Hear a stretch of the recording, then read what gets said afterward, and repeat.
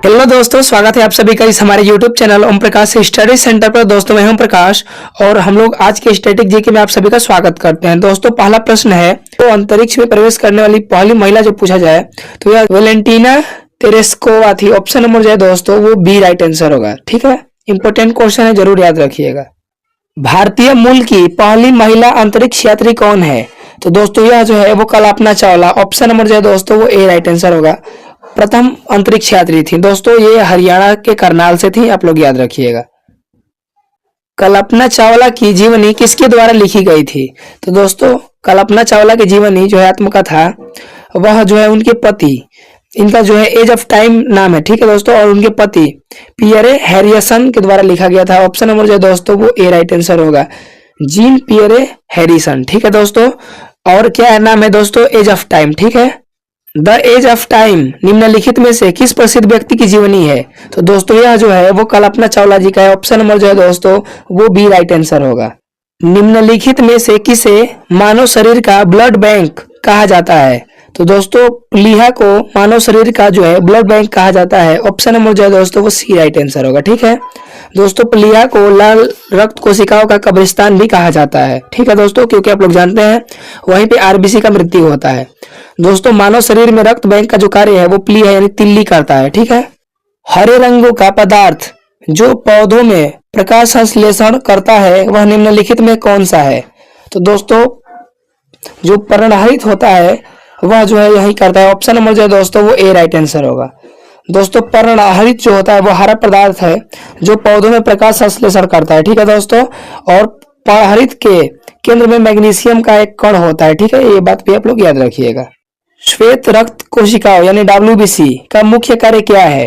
तो दोस्तों यह इसका मुख्य कार्य संक्रमण से लड़ना है। ऑप्शन नंबर जो है दोस्तों वो बी राइट आंसर होगा। दोस्तों शरीर में सफेद रक्त कोशिकाओं यानी डब्ल्यूबीसी का मुख्य काम जो है वो शरीर को संक्रमण और अन्य बीमारियों से बचाना है। हमारे शरीर के किस अंग में आरबीसी का निर्माण होता है? तो दोस्तों आरबीसी का जो निर्माण होता है दोस्तों वो अस्थि मज्जा में होता है और इसका मृत्यु जो है दोस्तों प्लीहा में होता है। ठीक है, याद रखिएगा। ऑप्शन नंबर जो है दोस्तों वो सी राइट आंसर होगा, अस्थि मज्जा। और आरबीसी के बारे में मैं बता चुका हूं कि जो आरबीसी होता है दोस्तों रेड ब्लड सेल, इसका जीवन काल जो होता है मेरे प्यारे दोस्तों 20 से 120 दिन होता है और इसका जो है निर्माण अस्थि मज्जा में और मृत्यु प्लीहा में होता है। निम्नलिखित में से किस साहित्यिक कृति की रचना संध्याकर नंदी ने की है? तो दोस्तों इसमें जो है वो होगा right answer Ramacharitam. Option number जो दोस्तों वो बी राइट आंसर होगा, रामचरितम रामपाल चरित। ठीक है, इसके लेखक हैं। शकुंतला देवी को डैश के रूप में जाना जाता है? तो दोस्तों शकुंतला देवी को जो है वो मानव का जो है भारत का मानव कंप्यूटर के रूप में जाना जाता है। ऑप्शन नंबर जो है दोस्तों वो सी राइट आंसर होगा। दोस्तों भारत का बिस्मार्क में इसे कहा जाता है, कमेंट बॉक्स में आप लोग बताइएगा। गुप्तों की राजधानी डैश में थी? तो दोस्तों गुप्त वंश की स्थापना पाटलिपुत्र में हुई थी और यह शहर जो है वर्तमान में बिहार की राजधानी पटना है और उस समय भी पाटलिपुत्र इसका नाम था और यही जो है गुप्तों की राजधानी थी। ऑप्शन नंबर जो है दोस्तों सी राइट आंसर होगा। दोस्तों गुप्त वंश के जो संस्थापक थे वह श्री गुप्त थे। ठीक है दोस्तों, और गुप्त वंश की वास्तविक संस्थापक जो है वो चंद्रगुप्त प्रथम था। ठीक है, इसको माना जाता है। और गुप्त वंश के दूसरे राजा जो समुद्रगुप्त थे, समुद्रगुप्त को दोस्तों भारत का नेपोलियन कहा जाता है। इंपॉर्टेंट क्वेश्चन है, याद रखिएगा। न्यूरोलॉजी किसका अध्ययन करता है? तो दोस्तों यह जो है वो तंत्रिका प्रणाली का अध्ययन करता है। ऑप्शन नंबर जो है दोस्तों वो डी राइट आंसर होगा। मदर टेरेसा महिला विश्वविद्यालय किस राज्य में स्थित है? तो दोस्तों यह तमिलनाडु सरकार का एक राज्य विश्वविद्यालय है जो दक्षिण भारत के पलानी पहाड़ियों में कोडाईकनाल में स्थित है दोस्तों। ठीक है, और यह तमिलनाडु राज्य में पड़ता है। ऑप्शन नंबर जो है दोस्तों वो ए राइट आंसर होगा। ठीक है दोस्तों, वास्को द गामा भारत कब आया? दोस्तों आप सब लोग को पता होगा और इजी क्वेश्चन है। वास्को द गामा जो है 20 मई 1498 ईस्वी को केरल के कालीकट बंदरगाह पे उतरा था। वहां के स्थानीय शासक जमोरिन इसका स्वागत करे थे। ऑप्शन नंबर जो है दोस्तों वो ए राइट आंसर होगा। दोस्तों जो वास्को डी गामा है वो दूसरी बार भारत कब आया? आप लोग कमेंट बॉक्स में बताइएगा, तब मैं जानूं कि आप लोग पढ़ने वाले हैं। अल बरूनी किसके शासनकाल की अवधि में एक इतिहासकार थे? तो दोस्तों यह जो है वो महमूद गजनवी। ऑप्शन नंबर जो है दोस्तों वो सी राइट आंसर होगा। ठीक है, बहुत ही इंपॉर्टेंट क्वेश्चन है, इसको आप लोग जरूर याद रखिएगा। ठीक है, पंडवानी किस राज्य का एक प्रमुख लोक नृत्य है? तो दोस्तों यह जो है वो छत्तीसगढ़ का है। ऑप्शन नंबर जो है दोस्तों वो बी राइट आंसर होगा। अष्टछाप की स्थापना कब हुई थी? दोस्तों अष्ट प्रधान पूछेगा तो शिवाजी, लेकिन दोस्तों अष्ट छाप पूछा है तो इसकी स्थापना जो है वो वल्लभाचार्य के पुत्र जो है विठलनाथ किए थे 1565 में। ठीक है दोस्तों, ऑप्शन नंबर जो है वो सी राइट आंसर होगा। और दोस्तों 1665 में कोसिया की खोज हुई थी, उससे 100 वर्ष घटा दीजिए। निम्न विकल्पों में से कौन सा विकल्प अष्टछाप के कवियों से संबंधित सही है? तो दोस्तों यह राम भक्त थे, जो कि बिल्कुल गलत है। सूफी कवि थे, बिल्कुल मुस्लिम कवि नहीं थे। निर्गुण ब्रह्म के उपासक थे, बिल्कुल नहीं थे। यह जो है वो कृष्ण भक्त के उपासक थे। ऑप्शन नंबर जो है दोस्तों वो डी राइट आंसर होगा। ठीक है, काफी इंपोर्टेंट क्वेश्चन दोस्तों, इसको आप लोग जरूर छाप के रखिएगा। प्लवमान पिंडों के नियमों की खोज किसके द्वारा करी गई थी? तो दोस्तों यह जो है वो आर्किमिडीज के द्वारा करी गई थी। ऑप्शन नंबर जो है दोस्तों वो डी राइट आंसर होगा। दोस्तों आर्किमिडीज का जो सिद्धांत है आप लोग को पता होगा कि नाव का जल में तैरना। ठीक है दोस्तों, आर्किमिडीज के सिद्धांत पे कार्य करता है। स्वतंत्र भारत में किसी राज्य की पहली महिला राज्यपाल कौन थी? तो दोस्तों यह थी वो सरोजनी नायडू। ऑप्शन नंबर जो है दोस्तों वो डी राइट आंसर होगा। इन्हें भारत की कोकिला के नाम से जाना जाता है। वॉल स्ट्रीट किस लिए सर्वाधिक प्रसिद्ध है? तो दोस्तों यह जो है यह न्यूयॉर्क का एक क्षेत्र है जहां न्यूयॉर्क स्टॉक एक्सचेंज है। ठीक है, ऑप्शन नंबर जो है दोस्तों वो सी राइट आंसर होगा। और बहुत ही महत्वपूर्ण प्रश्न है, शायद ये कोई ना कोई एग्जाम में पूछ ले। वॉल स्ट्रीट एक्सचेंज में भारी गिरावट में न केवल अमेरिका बल्कि जर्मनी देश भी प्रभावित हुआ है। ऑप्शन नंबर जो है दोस्तों वो बी राइट आंसर होगा, जर्मनी। अलाउद्दीन खिलजी ने खाद्यान्न के लिए सुनिश्चित मूल्य बाजार नियंत्रण जो है नीति क्यों लागू की? तो दोस्तों यह जो है वो किसानों को बेहतर रिटर्न के लिए बिल्कुल गलत है दोस्तों, यह तो होगा नहीं। ऑप्शन बी में दिया है यह सुनिश्चित करने के लिए कि उपभोक्ता सीधे किसानों से खरीद सके, बिल्कुल गलत है। यह सुनिश्चित करने के लिए कि बाजार मूल्य उचित मूल्य के बराबर है, बिल्कुल गलत है। डी में दिया है यह सुनिश्चित करने के लिए कि सैनिक कम वेतन के साथ आराम से रह सके। ऑप्शन नंबर जो है दोस्तों वो डी राइट आंसर होगा, इसलिए किया गया था।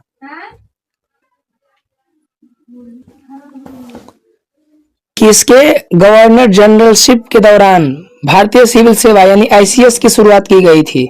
तो दोस्तों यह जो है लॉर्ड कॉर्नवालिस के दौरान करी गई थी। ऑप्शन नंबर जो है दोस्तों वो डी राइट आंसर होगा। काफी इंपोर्टेंट क्वेश्चन है दोस्तों। अगर पूछा जाए कि भारत में रेलवे का जनक तो लॉर्ड डलहौजी को कहा जाता है, याद रखिएगा। लॉर्ड कर्जन के समय बंगाल विभाजन हुआ था और लॉर्ड विलियम बेंटिंग के समय जो है सती प्रथा का अंत हुआ था राजा राम मोहन राय जी के सहयोग से 1829 में। ठीक है, यूनेस्को कलिंग पुरस्कार सम्मान किस क्षेत्र में दिया जाता है? तो दोस्तों यह विज्ञान के क्षेत्र में दिया जाता है। ऑप्शन नंबर जो है दोस्तों वो डी राइट आंसर होगा। यूनेस्को कलिंग पुरस्कार किसके उत्कृष्ट योगदान के लिए प्रदान किया जाता है? तो दोस्तों विज्ञान को लोकप्रिय बनाने वाले व्यक्ति को। ऑप्शन नंबर जो है दोस्तों वो ए राइट आंसर होगा। वन महोत्सव निम्नलिखित में से किससे संबंधित है? तो दोस्तों वन महोत्सव की शुरुआत 1950 में जो है केंद्रीय कृषि मंत्री श्री के एम मुंशी द्वारा करी गई थी। और दोस्तों इसका संबंध जो है वृक्षारोपण से है। ऑप्शन नंबर जो है दोस्तों वो डी राइट आंसर होगा। ठीक है दोस्तों, अच्छा 1950 से आप लोग को कुछ याद आ रहा होगा मेरे प्यारे दोस्तों कि 1950 में ही हम लोग के देश का संविधान लागू हुआ था। ठीक है दोस्तों, और अभी तक आप चैनल पर नए होंगे तो चैनल को जरूर सब्सक्राइब करिएगा और शेयर भी करते चलिएगा। दोस्तों मॉर्निंग में करंट अफेयर्स के वीडियो आते हैं तो उनको भी आप लोग देखा करिए, बहुत ही फायदा होगा। ठीक है मेरे प्यारे दोस्तों, अगला प्रश्न है मेरे प्यारे दोस्तों, अटकामा मरुस्थल किस महाद्वीप में स्थित है? तो दोस्तों अटकामा मरुस्थल जो है वो दक्षिण अमेरिका में स्थित है। ऑप्शन नंबर जो है दोस्तों वो डी राइट आंसर होगा। ठीक है दोस्तों, और सबसे बड़ा महाद्वीप कौन सा है दोस्तों? तो बताइए आप लोग कमेंट बॉक्स में। दोस्तों एशिया जो है दोस्तों इसको मानव का निवास स्थान भी कहा जाता है। ठीक है, बहुत ही इंपॉर्टेंट क्वेश्चन है, ये बिहार पुलिस फायरमैन में पूछा हुआ क्वेश्चन है। ठीक है दोस्तों, अंतरराष्ट्रीय तिथि रेखा कौन सी है? तो दोस्तों अंतरराष्ट्रीय तिथि रेखा 180 डिग्री देशांतर है। ऑप्शन नंबर जो है दोस्तों वो ए राइट आंसर होगा। ठीक है दोस्तों, इंसुलिन स्रावित होता है तो दोस्तों इंसुलिन जो है वो अग्नाशय द्वारा स्रावित होता है। ऑप्शन नंबर जो है दोस्तों वो सी राइट आंसर होगा। और ये वाला काफी इंपॉर्टेंट क्वेश्चन है दोस्तों, इसको छाप के रखिएगा, एग्जाम में बन सकता है। ठीक है, अगला क्वेश्चन दोस्तों, इंसुलिन हार्मोन का स्राव करता है करती है दोस्तों, इसीलिए ओम प्रकाश स्टडी सेंटर खास है। तो दोस्तों लैंगरहैंस द्वीप की बीटा कोशिकाओं द्वारा। ऑप्शन नंबर जो है दोस्तों वो बी राइट आंसर होगा। और ये क्वेश्चन काफी इंपॉर्टेंट है दोस्तों, इसको जरूर याद रखिएगा। मैं इसको 4 स्टार दूंगा। ठीक है दोस्तों, अगले प्रश्न की ओर बढ़ते हैं। रक्त में ग्लूकोज की मात्रा नियंत्रित करता है। तो दोस्तों रक्त में ग्लूकोज की मात्रा जो है दोस्तों वो इंसुलिन नियंत्रित करता है। ऑप्शन नंबर जो है दोस्तों वो डी राइट आंसर होगा।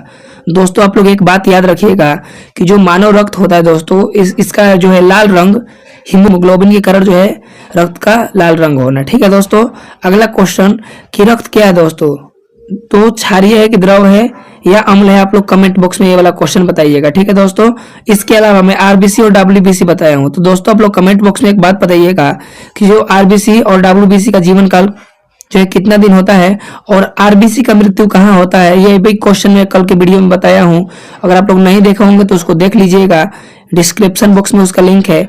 तो अगले प्रश्न की ओर बढ़ते हैं। कौन सा हार्मोन रक्त शर्करा के स्तर को नियंत्रित करता है।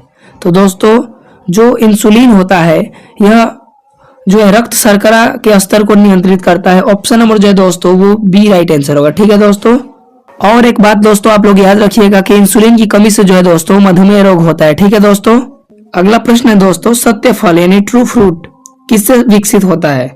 तो दोस्तों जो असत्य फल होते हैं वो अंडाशय एवं फूल के अन्य भागों से तथा सत्य फल जो है वो केवल अंडाशय से उत्पन्न होते हैं।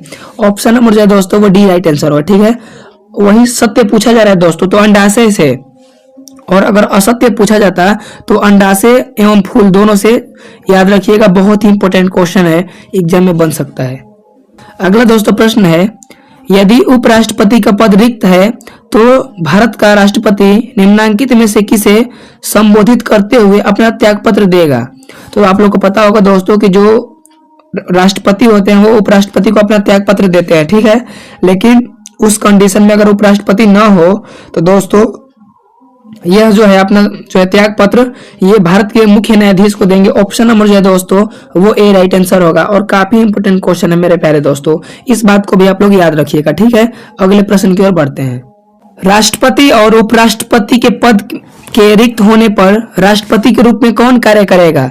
तो दोस्तों ये करेंगे भारत के मुख्य न्यायाधीश। ऑप्शन नंबर जो है दोस्तों वो सी राइट आंसर होगा। ठीक है मेरे प्यारे दोस्तों, तो दोस्तों भारत के मुख्य न्यायाधीश राष्ट्रपति के लिए कार्य करेंगे जब राष्ट्रपति और उपराष्ट्रपति के पद पर कोई व्यक्ति न हो तब। ठीक है, ऑप्शन नंबर जो है दोस्तों वो सी राइट आंसर होगा। बहुत बहुत बहुत महत्वपूर्ण प्रश्न है। शांत घाटी राष्ट्रीय उद्यान भारत के किस राज्य में स्थित है।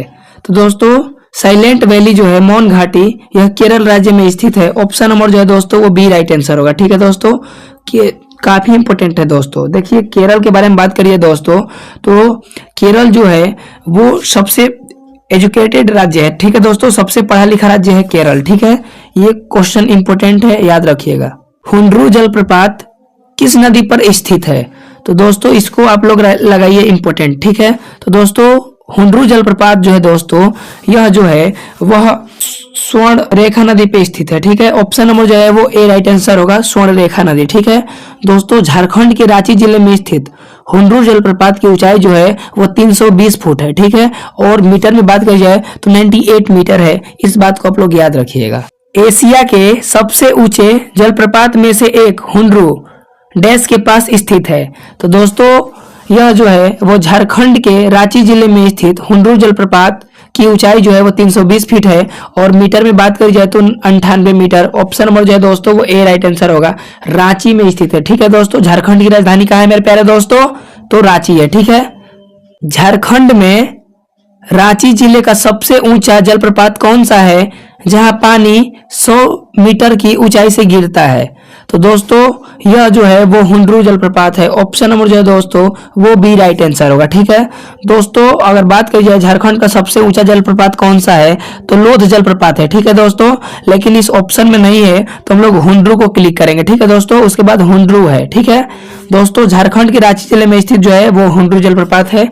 ठीक है, अगले प्रश्न की ओर बढ़ते हैं। निम्नलिखित में से कौन सा जलप्रपात झारखंड में स्थित है? तो दोस्तों जोग जलप्रपात जो है वो कर्नाटक के श्रावस्ती पे है। तो ये तो दोस्तों ऑप्शन नंबर ए होगा नहीं, ठीक है। ऑप्शन नंबर बी में दिया है हुंडूर जलप्रपात, बिल्कुल सही है दोस्तों, और ये स्वर्णरेखा नदी पे स्थित है। इस बात को भी आप लोग याद रखिएगा, ठीक है दोस्तों। यानी ऑप्शन नंबर जो है बी राइट आंसर होगा। और जो जोग जलप्रपात है दोस्तों यह कर्नाटक में स्थित है और श्रावती नदी इंपोर्टेंट क्वेश्चन है, इसको जरूर आप लोग याद रखिएगा। चूलिया जलप्रपात डैश में चंबल नदी पर स्थित है। तो दोस्तों चूलिया जलप्रपात जो है वो राजस्थान के चित्तौड़गढ़ जिले में चंबल नदी पर स्थित है। ऑप्शन नंबर जो है दोस्तों वो ए राइट आंसर होगा, राजस्थान, ठीक है दोस्तों। राजस्थान की जो राजधानी है दोस्तों वो जयपुर है, और जयपुर को हम लोग क्या बोलते हैं मेरे प्यारे दोस्तों? पिंक सिटी बोलते हैं, ठीक है। ये भी क्वेश्चन दोस्तों काफी इंपोर्टेंट है और कई बार एग्जाम में पूछा गया है, तो इस बात को भी आप लोग क्या रखिएगा, याद रखिएगा, ठीक है। चूलिया जलप्रपात किस नदी पर स्थित है? तो दोस्तों यह जो है वो चंबल नदी पर स्थित है। ऑप्शन नंबर जो है दोस्तों वो ए राइट आंसर होगा, ठीक है। चंबल नदी और राजस्थान में पड़ता है। भारत में दूध सागर जलप्रपात कहाँ स्थित है? तो दोस्तों दूध सागर जलप्रपात भारत के गोवा राज्य में मांडवी नदी पर स्थित है। ऑप्शन नंबर जो है दोस्तों वो ए राइट आंसर होगा, ठीक है। ऑप्शन में देखिए भारतीय राज्य गोवा और कर्नाटक की सीमा पर, ऑप्शन नंबर जो है दोस्तों वो ए राइट आंसर होगा, ठीक है दोस्तों। ये क्वेश्चन इंपोर्टेंट है दोस्तों। यह जो दूध सागर जलप्रपात है यह गोवा और कर्नाटक राज्य के बीच की सीमा पर स्थित है, ठीक है। ऑप्शन नंबर जो है दोस्तों वो ए राइट आंसर होगा। और नदी पूछा जाए दोस्तों तो मांडवी नदी, ठीक है दोस्तों। दूध सागर जलप्रपात निम्नलिखित में से किस नदी पर बना है? तो दोस्तों दूध सागर जलप्रपात जो है वो भारत के गोवा राज्य में स्थित है और यह मांडवी नदी पर स्थित है। इस बात को भी आप लोग याद रखिएगा। ऑप्शन नंबर जो है दोस्तों वो ए राइट आंसर होगा, मांडवी नदी। दोस्तों गोवा की जो राजधानी है पणजी, और पणजी जो है वो मांडवी नदी के किनारे स्थित है। इस बात को भी आप लोग याद रखिएगा। और दोस्तों आज का लास्ट प्रश्न, निम्नलिखित में से कौन सा वन्यजीव अभ्यारण्य गोवा में स्थित है? तो दोस्तों भगवान महावीर वन्यजीव अभ्यारण्य जो है यह गोवा राज्य में स्थित है। ऑप्शन नंबर जो है दोस्तों वो ए राइट आंसर होगा। भारत का अंतिम मुगल सम्राट कौन था? दोस्तों मैं आशा कर रहा हूं कि आप लोग सुबह सुबह करंट अफेयर्स का वीडियो देखते होंगे। तो दोस्तों भारत का अंतिम मुगल सम्राट जो था दोस्तों बहादुर शाह द्वितीय था। ऑप्शन नंबर जो है दोस्तों वो ए राइट आंसर होगा, ठीक है दोस्तों। इसका अन्य नाम पूछा जा सकता है तो बहादुर शाह जफर, ठीक है दोस्तों। मैं आपको बता दूं कि इसको रंगून में फांसी दिया गया था। इंपोर्टेंट क्वेश्चन है, जरूर याद रखिएगा, कई बार एग्जाम में पूछा गया है।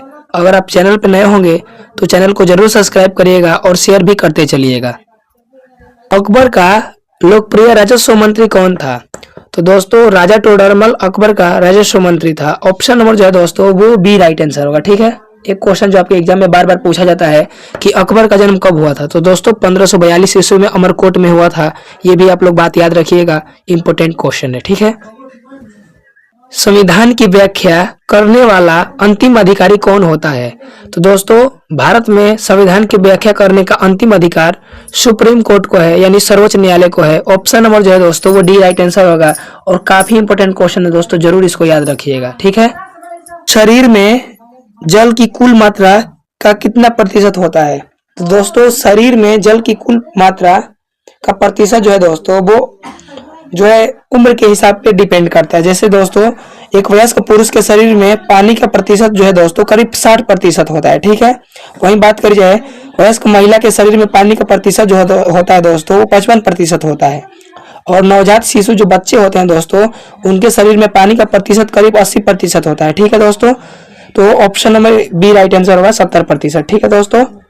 मानव शरीर की सबसे छोटी ग्रंथि है?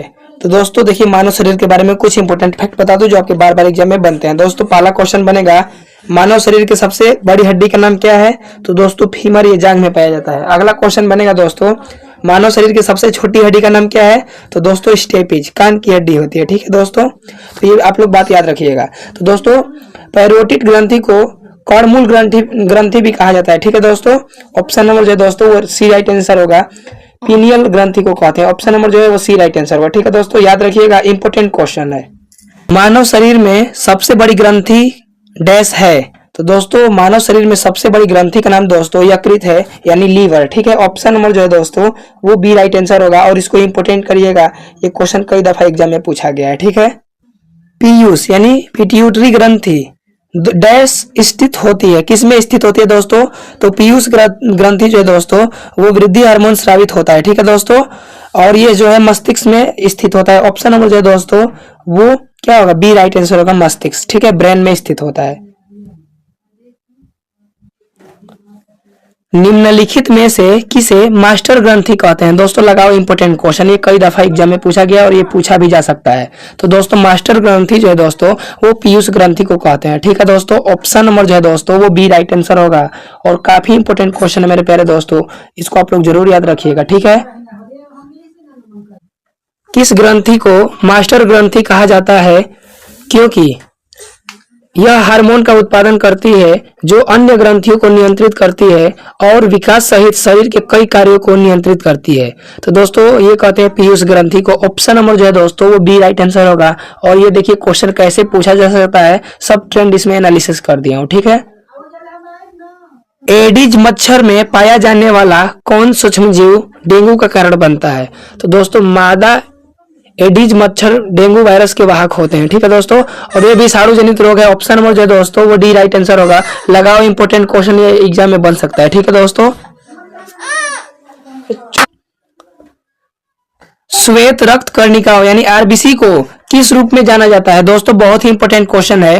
तो देखिए दोस्तों ये डब्ल्यूबीसी पूछ रहा है दोस्तों। देखिए तो डब्ल्यूबीसी जो है वो श्वेत रक्त कर्णिकाओं को ल्यूकोसाइट या ल्यूकोसाइट्स कहा जाता है। ऑप्शन नंबर जो है दोस्तों वो सी राइट आंसर होगा, ठीक है। काफी इंपोर्टेंट क्वेश्चन दोस्तों, इसको इंपोर्टेंट लगाइएगा। एक क्वेश्चन जो बार बार एग्जाम में पूछा जाता है कि दोस्तों आरबीसी का जीवन काल कितने दिनों का होता है? तो 20 से 120 दिन का होता है। किससे दोस्तों? 20 से 120 दिन।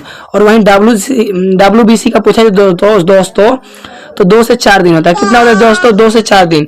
इंपोर्टेंट क्वेश्चन है, इस क्वेश्चन को आप लोग छाप के रखिएगा। और एक क्वेश्चन जो बार बार एग्जाम में पूछा जाता है कि आरबीसी का निर्माण कहाँ होता है दोस्तों? तो अस्थि मज्जा में होता है, ठीक है दोस्तों। मैं अभी सब करवा दे रहा हूँ दोस्तों। आप लोग को करना यह है कि वीडियो को शुरू से लेकर अंत तक देखना है और चैनल को जरूर सब्सक्राइब करते चलिएगा, ठीक है मेरे प्यारे दोस्तों। लाल रक्त कर्णिकाओं का निर्माण होता है। तो दोस्तों आरबीसी का जो निर्माण होता है दोस्तों वो अस्थि मज्जा में होता है। ऑप्शन नंबर जो है दोस्तों वो डी राइट आंसर होगा। और आरबीसी की कमी को से जो है दोस्तों वो एनीमिया रोग होता है, ये भी बात आप लोग याद रखिएगा, ठीक है दोस्तों। खून की कमी को हम लोग क्या बोलते हैं मेरे प्यारे दोस्तों? एनीमिया। आरबीसी जो होता है दोस्तों अस्थि मज्जा में बनता है और इसका जो है विनाश जो है दोस्तों या मृत्यु यकृत और प्लीहा में होता है। इंपोर्टेंट क्वेश्चन है, जरूर याद रखिएगा दोस्तों कि आरबीसी का जो है विनाश कहाँ होता है, मृत्यु कहाँ होता है दोस्तों? तो यकृत और प्लीहा में होता है। छाप के रखिएगा, इसको एग्जाम में जरूर पूछेगा, जरूर पूछेगा, जरूर पूछेगा। लसिका डैश है। तो दोस्तों लसिका जो है वो आरबीसी के बिना रक्त है। ऑप्शन नंबर जो है दोस्तों वो बी राइट आंसर होगा, ठीक है। इंपोर्टेंट क्वेश्चन है। आरबीसी रेड ब्लड सेल यानी लाल रक्त कणिका है, ठीक है। और इसका जीवन काल जो है 20 से 120 दिन, ठीक है मेरे प्यारे दोस्तों। यदि प्लीहा हटा दिया जाए तो प्लेटलेट की संख्या क्या होगी दोस्तों? तो ये अप्रभावित रहेगी। ऑप्शन नंबर जो है दोस्तों वो सी राइट आंसर होगा। और इसको इंपोर्टेंट छाप के रखिएगा, एग्जाम में बन सकता है ये वाला क्वेश्चन। लसिका अंग के वे अंग होते हैं जो उनमें स्पष्ट तरल लसिका ले जाते हैं, ठीक है दोस्तों। काफी इंपोर्टेंट क्वेश्चन है दोस्तों, इस क्वेश्चन को नोट करके रखिएगा, ठीक है। निम्न में से किस अंग को आरबीसी का कब्रिस्तान कहा जाता है? क्वेश्चन दोस्तों बहुत ही इंपोर्टेंट है, इस पे आप लोग स्टार लगाइए, ठीक है दोस्तों। ये वाला क्वेश्चन निश्चित रूप से एग्जाम में कई बार पूछा गया है। तो दोस्तों आरबीसी का कब्रिस्तान जो है दोस्तों वो प्लीहा को कहा जाता है, ठीक है। ऑप्शन नंबर जो है दोस्तों वो ए राइट आंसर होगा, ठीक है। यकृत भी हो सकता है, इस बात को आप लोग नोट करके रखिएगा, ठीक है दोस्तों। अगले प्रश्न की ओर बढ़ते हैं।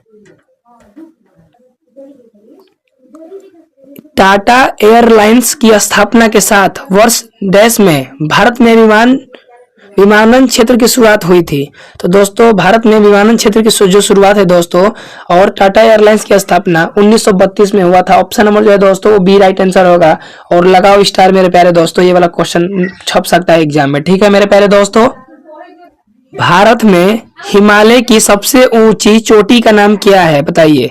तो दोस्तों कंचनजंगा दुनिया का तीसरा सबसे ऊंचा पर्वत है जिसकी ऊंचाई 28,169 फीट है, ठीक है। और मीटर में पूछा जाए तो 8,586 मीटर है, ठीक है दोस्तों।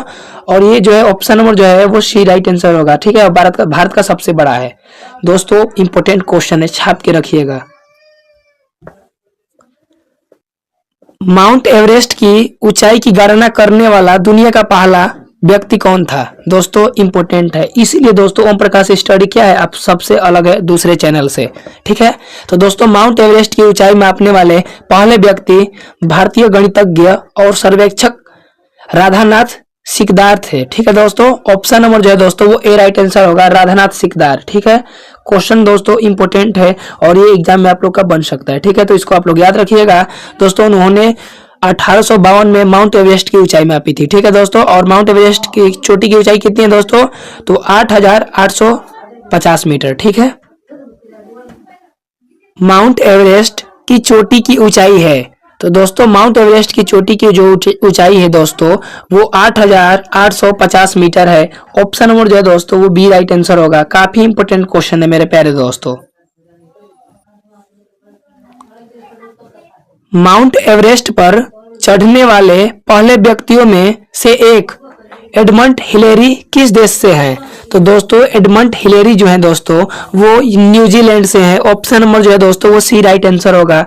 काफी इंपोर्टेंट क्वेश्चन है। ठीक है, आप लोग को मैं बता दूं दोस्तों कि जो रूस है दोस्तों, रूस ये जो एरिया वाइज सबसे बड़ा जो है दोस्तों देश है रूस। ठीक है, रूस की राजधानी का है मास्को। ठीक है, और दोस्तों आप लोग को ट्रिक तो पता ही होगा, रुक चीन अब भारत। ठीक है दोस्तों, और नेपाल की राजधानी काठमांडू।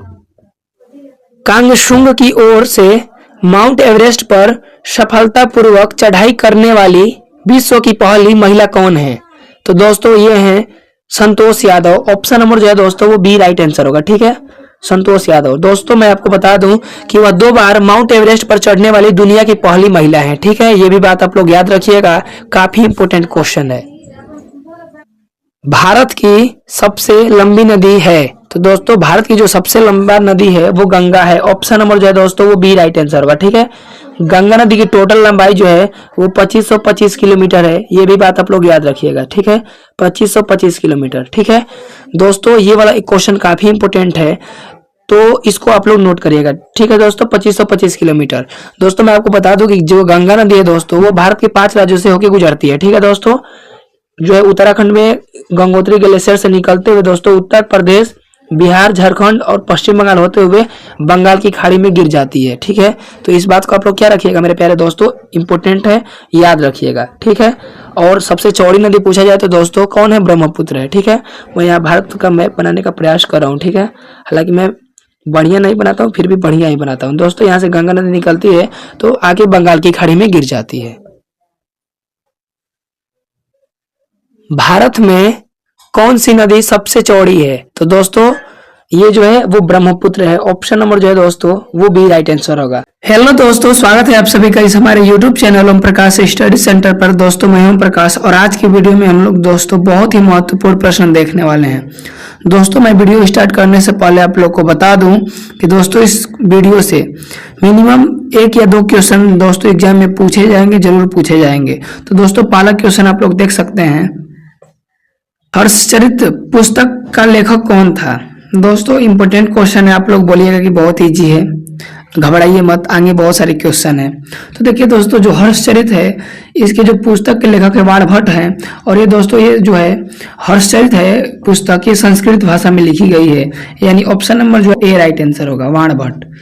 दोस्तों आपको मैं बताते चलूं कि जो हर्षवर्धन है दोस्तों उन्हीं के इसमें जीवनी दोस्तों लिखी गई है। साथियों आपको ऑप्शन के बारे में बता दूं, देखिए जो कालिदास जी हैं दोस्तों इनका जो है अभिज्ञान शाकुंतलम बहुत ही इंपोर्टेंट नाटक है दोस्तों, एग्जाम में पूछा जाता है। अगला है चाणक्य। चाणक्य को दोस्तों कौटिल्य विष्णुगुप्त के नाम से जाना जाता है दोस्तों, और इनकी एक प्रसिद्ध पुस्तक है अर्थशास्त्र। ठीक है, प्रथम संयुक्त राष्ट्र अंतर्राष्ट्रीय पर्यावरण सम्मेलन कहाँ आयोजित हुआ था? तो दोस्तों ये जो है प्रथम अंतर्राष्ट्रीय पर्यावरण सम्मेलन 5 जून 1972 को स्टॉकहोम में आयोजित हुआ था, यानी ऑप्शन नंबर जो है वो सी राइट आंसर होगा, स्टॉकहोम। साथियों रियो डी जेनेरो दिया है, प्रथम पृथ्वी सम्मेलन कहाँ हुआ था दोस्तों? रियो डी जेनेरो में। कब हुआ था? 1992 में, याद रखिएगा।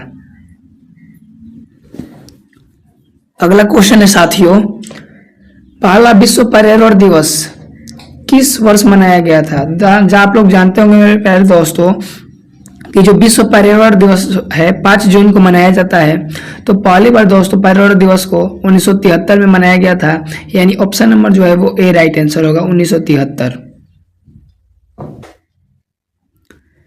विश्व पर्यावरण दिवस कब मनाया जाता है? तो दोस्तों विश्व पर्यावरण दिवस जो है वो दोस्तों 5 जून को मनाया जाता है, यानी ऑप्शन नंबर जो है वो ए राइट आंसर होगा। ये बहुत ही इंपॉर्टेंट डे है दोस्तों, इजी है लेकिन कई बार एग्जाम में पूछा जाता है। अगला प्रश्न है दोस्तों, ओजोन परत संरक्षण दुनिया भर में की गई एक महत्वपूर्ण पर्यावरणीय पहल है। उस कारण का चयन करें जिसके कारण ओजोन परत का संक्षरण हुआ है दोस्तों। तो आप लोग जानते होंगे दोस्तों, पहला क्वेश्चन पूछा जाता है ओजोन परत संरक्षण दिवस कब मनाया जाता है दोस्तों? 16 सितंबर को मनाया जाता है। और एक और आपको बताते चलो दोस्तों, ओजोन परत के संरक्षण से संबंधित मॉन्ट्रियल सम्मेलन या प्रोटोकॉल जो है दोस्तों 1987 में संपन्न हुआ था। और जो है दोस्तों मॉन्ट्रियल कनाडा का एक शहर है, ये भी याद रखिएगा। तो यानी ऑप्शन नंबर जो है बी राइट आंसर होगा, मॉन्ट्रियल प्रोटोकॉल। आपको मैं बताते चलूं दोस्तों कि जो सी में दिया है क्योटो प्रोटोकॉल। दोस्तों क्योटो प्रोटोकॉल जो है दोस्तों वो क्लाइमेट चेंज यानी जलवायु परिवर्तन से संबंधित है। और क्योटो जो है दोस्तों जापान में स्थित है। यह सम्मेलन जो है दिसंबर 1997 में हुआ था, याद रखिएगा। अगला प्रश्न और इम्पोर्टेंट क्वेश्चन, आर्द्र भूमि पर रामसर सम्मेलन भारत में किस वर्ष लागू हुआ था? देखिए दोस्तों ये जो है दोस्तों वो 1982 में जो है लागू हुआ था, यानी ऑप्शन नंबर जो है वो सी राइट आंसर होगा। विश्व ओजोन परत संरक्षण दिवस यानी ओजोन दिवस को मनाया जाता है, कब मनाया जाता है दोस्तों? तो मेरे प्यारे साथियों ये जो है वो 16 सितंबर को मनाया जाता है, यानी ऑप्शन नंबर जो है वो डी राइट आंसर होगा। अगला दोस्तों प्रश्न है, और अगले प्रश्न की ओर बढ़ने से पहले दोस्तों वीडियो पसंद है तो शेयर जरूर करिएगा। ओजोन परत के नष्ट होने का मुख्य कारण क्या है? तो देखिए दोस्तों इसका जो मुख्य कारण है दोस्तों क्लोरोफ्लोरोकार्बन यानी CFC है, यानी ऑप्शन नंबर जो है वो ए राइट आंसर होगा। दोस्तों ओजोन परत को जो है क्लोरोफ्लोरोकार्बन नष्ट करता है, और ये जो है दोस्तों सूर्य से आने वाली पराबैंगनी किरणों से हमारी रक्षा करता है ओजोन परत। पहला अंतर्राष्ट्रीय पृथ्वी शिखर सम्मेलन कहाँ आयोजित किया गया था? बहुत ही इंपॉर्टेंट है दोस्तों। तो आपको बताते चलो दोस्तों, जो प्रथम पृथ्वी सम्मेलन हुआ था 1992 में हुआ था दोस्तों, ब्राजील का शहर जो है रियो डी जेनेरियो में हुआ था, यानी ऑप्शन नंबर जो है वो बी राइट आंसर होगा। द्वितीय पूछा जाएगा दोस्तों 1900 कब हुआ था? 1997 में। तृतीय पूछा जाए दोस्तों 2002 में हुआ था, याद रखिएगा। प्रथम पृथ्वी सम्मेलन 1992, द्वितीय जो है दोस्तों वो 1997 और तृतीय 2002। दोस्तों ये 5-5 वर्ष का अंतर है, याद रखिएगा। प्रथम जो है दोस्तों वो जो है रियो डी जेनेरो में हुआ था। तृतीय जो है दोस्तों वो कहाँ हुआ था? दक्षिण अफ्रीका की राजधानी कहाँ है दोस्तों? जोहान्सबर्ग में। और जो द्वितीय है वो कहाँ हुआ था? आप लोग कमेंट बॉक्स में बताइए। विश्व पृथ्वी दिवस कब मनाया जाता है? तो दोस्तों 22 अप्रैल को मनाया जाता है, यानी ऑप्शन नंबर जो है वो बी राइट आंसर होगा, 22 अप्रैल। 28 फरवरी को आप लोग जानते होंगे विज्ञान दिवस मनाते हैं। क्योटो प्रोटोकॉल कब लागू हुआ था? आप लोग बताइए। क्योटो सम्मेलन जो है वातावरण में कार्बन डाइऑक्साइड उत्सर्जन में वृद्धि से संबंधित है, और ये जो है दोस्तों ये 2005 में लागू हुआ था, यानी ऑप्शन नंबर जो है वो सी राइट आंसर होगा। पृथ्वी के आंतरिक भाग में बढ़ती गहराई के साथ तापमान की औसत वृद्धि क्या है? तो देखिए दोस्तों आप लोग जानते होंगे कि 32 मीटर हम लोग अगर नीचे खुदाई करते हैं तो 1 डिग्री सेल्सियस तापमान बढ़ जाता है, यानी ऑप्शन नंबर जो है वो ए राइट आंसर होगा। पृथ्वी का औसत तापमान क्या है?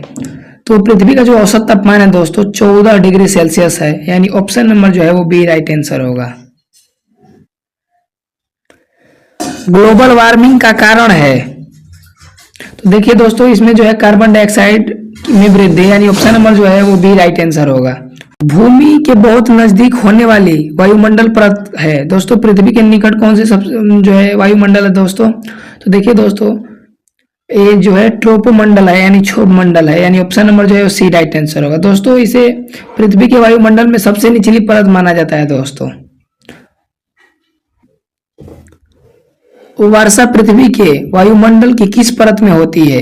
ये भी इंपॉर्टेंट क्वेश्चन है दोस्तों। तो जो है दोस्तों वर्षा जो है दोस्तों वो क्षोभ मंडल में होती है, यानी ऑप्शन नंबर जो है वो सी राइट आंसर होगा, क्षोभ मंडल। और वहीं बात करिए दोस्तों रेडियो तरंगों के संचरण की जो दोस्तों कौन संचालित करती है दोस्तों?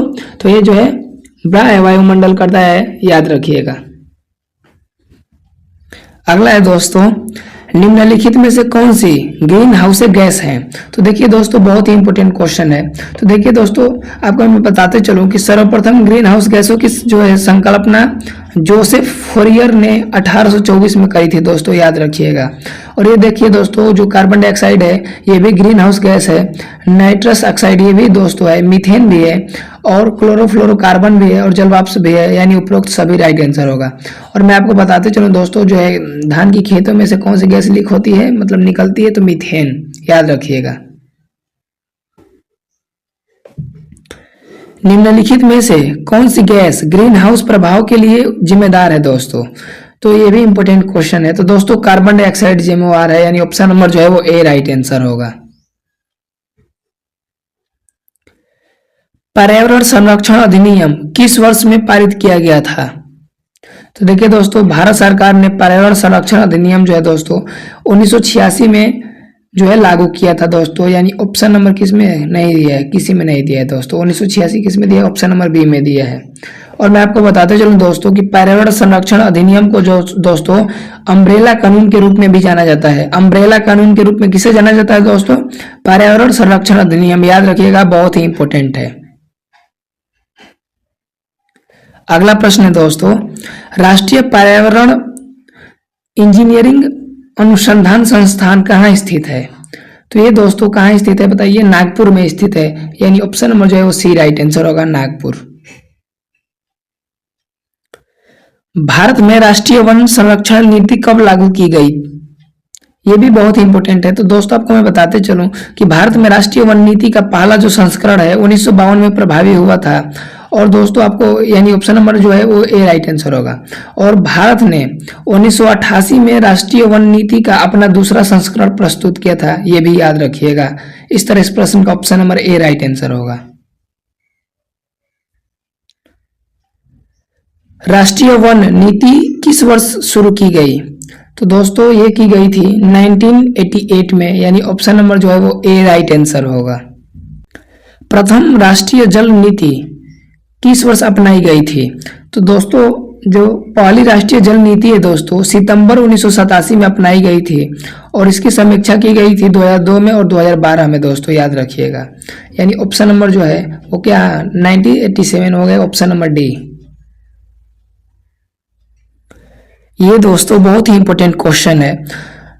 ग्रीन पीस, यानी दोस्तों इसको हम लोग बोलते हैं एम्स्टर्डम इंटरनेशनल का मुख्यालय कहाँ स्थित है? ग्रीन पीस इंटरनेशनल का मुख्यालय कहाँ स्थित है दोस्तों? तो ये दोस्तों ग्रीन पीस जो है दोस्तों इसका मुख्यालय है वो नीदरलैंड में पड़ता है दोस्तों, एम्स्टर्डम, यानी option number C right answer होगा दोस्तों। ये नीदरलैंड में कहाँ पड़ता है दोस्तों? नीदरलैंड में। आपसे एक क्वेश्चन बनेगा कि दोस्तों ये जो है ग्रीन पीस जो है दोस्तों इसका जो है किससे संबंध है? तो पर्यावरण संरक्षण का दोस्तों ये राष्ट्रीय एजेंसी है, याद रखिएगा। राष्ट्रीय पर्यावरण नीति अधिनियम किस वर्ष से लागू किया गया था?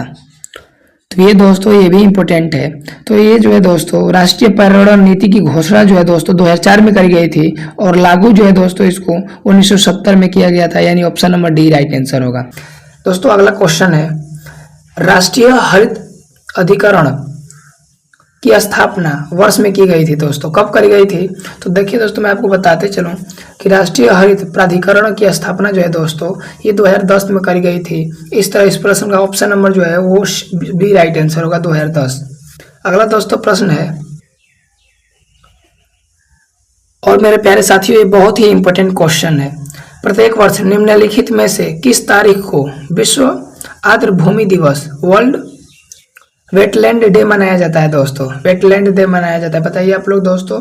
तो देखिए दोस्तों विश्व नम भूमि दिवस जो है दोस्तों वो 2 फरवरी को मनाया जाता है, यानी ऑप्शन नंबर जो है वो सी राइट आंसर होगा दोस्तों। काफी इंपॉर्टेंट है, याद रखिएगा।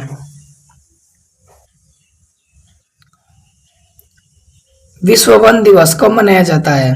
तो देखिए दोस्तों विश्व वन दिवस जो है वो 21 मार्च को मनाया जाता है, यानी ऑप्शन नंबर जो है वो बी राइट आंसर होगा। वहीं पूछा जाए बिहार दिवस दोस्तों 22 मार्च को मनाया जाता है, याद रखिएगा। विश्व जल दिवस हर साल डैश को मनाया जाता है? तो विश्व जल दिवस जो है दोस्तों ये 22 मार्च को मनाया जाता है, यानी ऑप्शन नंबर जो है बी राइट आंसर होगा। और वहीं पूछा जाए बिहार दिवस, तो ये भी दोस्तों 22 मार्च को मनाया जाता है। आप लोग जानते होंगे कि जो बिहार राज्य का गठन है 22 मार्च 1912 को हुआ था। अगला आपसे क्वेश्चन बन सकता है कि बिहार और झारखंड का बंटवारा कब हुआ दोस्तों, तो 15 नवंबर 2000 ईस्वी में हुआ था।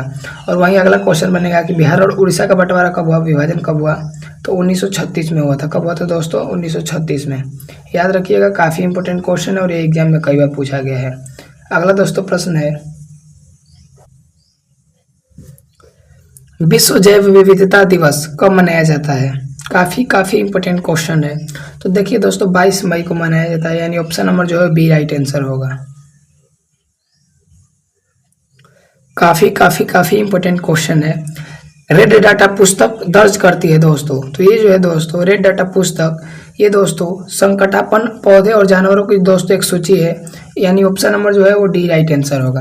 प्रकृति और प्राकृतिक संसाधन संरक्षण के लिए अंतर्राष्ट्रीय संघ यानी IUCN द्वारा प्रकाशित रेड डाटा बुक है दोस्तों।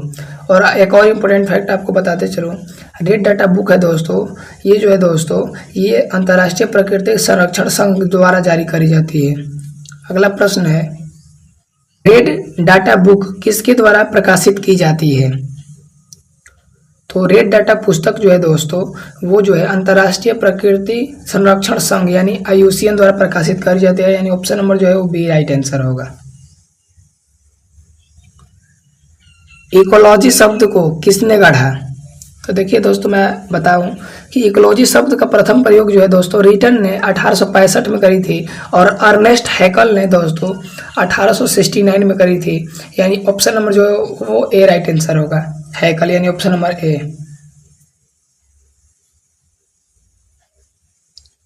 इकोलॉजी यानी पारिस्थितिक शब्द जो है दोस्तों इकोलॉजी जो है से लिया गया है।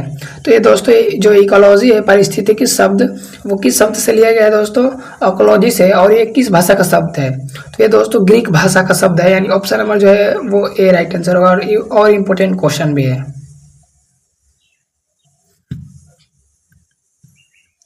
निम्नलिखित में से सबसे स्थिर पारिस्थितिकी तंत्र कौन सा है। तो महासागर है, यानी ऑप्शन नंबर जो है सी राइट आंसर होगा, महासागर। पारिस्थितिकी तंत्र शब्द किसने गढ़ा।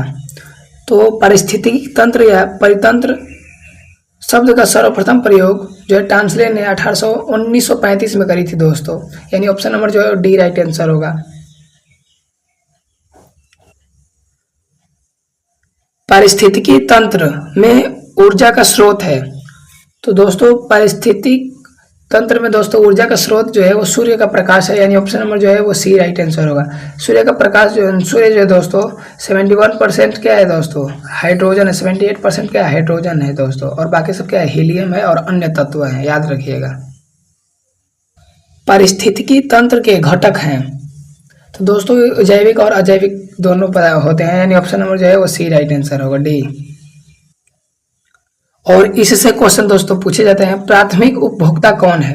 तो जैसे दोस्तों घास हो गया, उसके बाद दोस्तों बकरी हो गई, और बकरी के बाद दोस्तों शेर हो गई, शेर हो गया, चीता हो गया।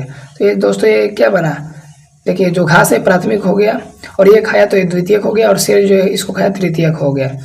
एक दूसरे पे निर्भर होते हैं। जैसे दोस्तों आपसे पूछा जाएगा कि प्राथमिक उपभोक्ता किसे कहते हैं, तो दोस्तों वे जीव जो हरे पौधे को खाते हैं प्राथमिक उपभोक्ता कहलाते हैं। जैसे दोस्तों क्या हो सकता है, बकरी हो सकती है, गाय हो सकती है, भैंस हो सकती है। वैसे अगर पूछे जाएगा दोस्तों कि द्वितीयक उपभोक्ता किसे कहते हैं, तो प्राथमिक उपभोक्ताओं को जो भोजन के रूप में जो दोस्तों प्रयुक्त करने वाले जीव जो है क्या कहलाते हैं, द्वितीयक उपभोक्ता। जैसे भेड़िया हो गई, मोर हो गई, लोमड़ी हो गई। अच्छा, तृतीयक उपभोक्ता कौन है, तो दोस्तों जो द्वितीयक उपभोक्ताओं को अपने भोजन के रूप में इस्तेमाल करने वाले जीव हैं उन्हें हम लोग तृतीयक उपभोक्ता कहते हैं। जैसे शेर हो गया, चीता हो गया, बाघ हो गया, ये सब। तो दोस्तों इसमें पूछा जा रहा है प्राथमिक उपभोक्ता कौन है, तो दोस्तों शाकाहारी है, यानी ऑप्शन नंबर जो है वो बी राइट आंसर होगा। निम्नलिखित में से कौन सा एक अपघटक है, तो दोस्तों अपघटक पूछ रहा है, तो दोस्तों कवक एवं जीवाणु अपघटक होते हैं, यानी ऑप्शन नंबर जो है वो ए राइट आंसर होगा। और एक और बातें बताते चलो दोस्तों, सफाई कर्मचारी अपघटक कहलाते हैं, ये भी याद रखिएगा। ऊर्जा का पिरामिड होता है, तो ये जो है दोस्तों हमेशा सीधा होता है, यानी option number B right answer होगा। भारत में पारिस्थितिकी विज्ञान का केंद्र कहाँ स्थित है? पारिस्थितिकी विज्ञान का केंद्र कहाँ स्थित है दोस्तों? तो भारत में पारिस्थितिकी विज्ञान केंद्र बेंगलुरु में स्थित है, यानी ऑप्शन नंबर जो है वो सी बी राइट आंसर होगा। भोपाल गैस त्रासदी निम्नलिखित में से किस कारखाने में हुई थी? तो दोस्तों यूनियन कार्बाइड कीटनाशक संयंत्र में हुई थी, यानी ऑप्शन नंबर जो है वो सी राइट आंसर होगा। और कब हुई थी दोस्तों? तो 3 दिसंबर दोस्तों 1984 में हुई थी, 3 दिसंबर 1984 में। और इसमें कौन सा गैस लीक हुआ था दोस्तों? मिथाइल आइसोसाइनेट, याद रखिएगा, काफी इंपॉर्टेंट है। भोपाल गैस त्रासदी कब घटित हुई थी? तो दोस्तों 3 दिसंबर 1984 को हुई थी, यानी ऑप्शन नंबर जो है वो ए राइट आंसर होगा। मिनीमाता रोग किस कारण से होता है? मीनामाता रोग जो है दोस्तों किस कमी के कारण होता है? तो पारा की कमी के कारण, यानी ऑप्शन नंबर जो है वो बी राइट आंसर होगा। नदियों में जल प्रदूषण को डैश के द्वारा मापा जाता है? तो देखिए दोस्तों, घुली हुई ऑक्सीजन की मात्रा के आधार पे दोस्तों जो है नदियों में जल का प्रदूषण मापा जाता है, यानी ऑप्शन नंबर जो है वो डी राइट आंसर होगा। घुली हुई ऑक्सीजन की मात्रा, ऑक्सीजन की खोज किसने करी थी दोस्तों? जे प्रिस्टल है। सिगरेट से निकलने वाले धुएं में मुख्य प्रदूषण है? तो दोस्तों क्या है? तो देखिए दोस्तों, डाइऑक्साइसिन और बेंजीन, यानी ऑप्शन नंबर जो है डी राइट आंसर होगा। डाइऑक्साइसिन और बेंजीन। केंद्रीय प्रदूषण नियंत्रण बोर्ड यानी सीपीसीबी का गठन डैश के तहत किया गया था? तो देखिए दोस्तों, पहला क्वेश्चन आपसे बनेगा केंद्रीय प्रदूषण नियंत्रण बोर्ड का है दोस्तों, तो दिल्ली में है। और ये जो दोस्तों जल प्रदूषण निवारण और नियंत्रण अधिनियम 1974 के द्वारा बना गया था, यानी ऑप्शन नंबर जो है वो बी राइट आंसर होगा। जल प्रदूषण निवारण और नियंत्रण अधिनियम किस वर्ष लागू किया गया था? तो ये दोस्तों जो है ये 1974 में लागू हुआ था, यानी ऑप्शन नंबर जो है वो सी राइट आंसर होगा। अम्ल वर्षा का मुख्य रूप से किसका मिश्रण होता है? काफी इंपोर्टेंट क्वेश्चन है दोस्तों।